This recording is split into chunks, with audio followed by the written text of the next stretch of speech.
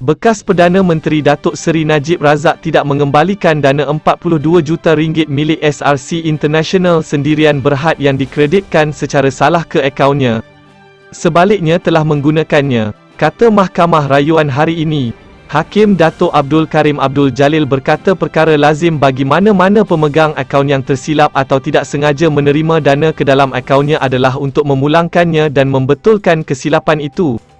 Tetapi Najib tidak melakukan sedemikian apabila RM42 juta itu dipindahkan ke akaunnya. Dalam penghakiman ringkas setebal 54 muka surat itu, Hakim berkata Najib tidak pernah membuat aduan dengan pihak bank apabila dana itu dikreditkan secara salah ke akaunnya, tetapi beliau agak berpuas hati apabila menerimanya dan menggunakan dana itu sesuka hatinya. Tidak pernah ditunjukkan penggunaan dana itu ada kaitan dengan SRC International atau perniagaannya. Hakim Perbicaraan Muhammad Nazlan Muhammad Azali menganggap pemindahan dana itu ke dalam akaunnya mesti dilakukan dengan pengetahuan perayu kerana jika tidak, beliau tidak akan membelanjakan RM42 juta tersebut. Oleh itu, keseluruhan keterangan mengukuhkan kesimpulan Hakim bahawa perayu pasti mempunyai pengetahuan mengenai RM42 juta yang dipindahkan ke dalam akaunnya, katanya sambil menambah bahawa mahkamah juga bersetuju dengan penemuan Hakim Perbicaraan bahawa bukti yang dikemukakan oleh pihak pendakwaan jelas menunjukkan bahawa pergerakan RM27 juta, RM5 juta dan RM10 juta daripada akaun bank SRC adalah tindakan penyalahgunaan yang tidak jujur, katanya.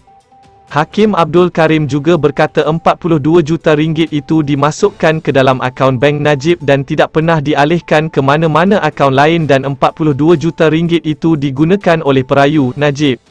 Sebaik sahaja dana berkenaan diterima ke dalam akaun bank perayu, beliau menggunakan dana tersebut dengan mengeluarkan beberapa cek. Dalam keadaan ini, perayu sudah mengetahui dana yang dikreditkan ke dalam akaun banknya, dan mengikut undang-undang, beliau bertanggungjawab dan akan dipertanggungjawab terhadap aktiviti dalam akaunnya, kata Hakim. Hakim juga bersetuju dengan Hakim Perbicaraan bahawa semua elemen penting mengenai penyelewengan harta yang diamanahkan oleh perayu telah digunakan dengan jelas. Beliau berkata keterangan jelas menunjukkan perayu telah menyeleweng RM42 juta.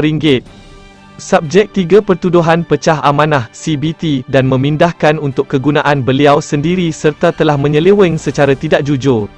Hakim Abdul Karim berkata walaupun perayu berpendapat bahawa dana itu digunakan untuk program tanggungjawab sosial korporat CSR, hakikatnya dana tersebut telah digunakan untuk kepentingan peribadinya, secara langsung dan tidak langsung, dan dalam beberapa kes untuk tujuan politik yang berkaitan dan dikira untuk memajukan kerjaya politik perayu, katanya. Hakim Abdul Karim berkata mahkamah juga bersetuju dengan Hakim Mahkamah Tinggi bahawa Najib menguruskan hal ehwal SRC International dan oleh sebab itu beliau telah diamanahkan menjaga dan melindungi aset serta harta syarikat. Ini terbukti selepas pelantikannya sebagai Perdana Menteri dan atas kedudukan itu, bekas Perdana Menteri itu telah mengeluarkan arahan kepada pemegang saham yang perlu dipatuhi oleh lembaga pengarah SRC. Peranan perayu itu secara rasminya berkuat kuasa setelah beliau dilantik sebagai penasihat emeritus syarikat dengan meluluskan pindaan terhadap tata urusan persatuan yang membolehkan jawatan itu diwujudkan.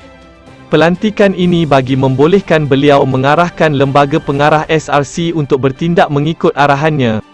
Atas dasar itu, pelbagai peranan perayu iaitu sebagai Perdana Menteri, Menteri Kewangan dan Penasihat Emeritus, jelas menunjukkan beliau telah mengarah dan mengawal minda SRC, katanya. Terima kasih kerana menonton, subscribe dan jumpa di isu susulan.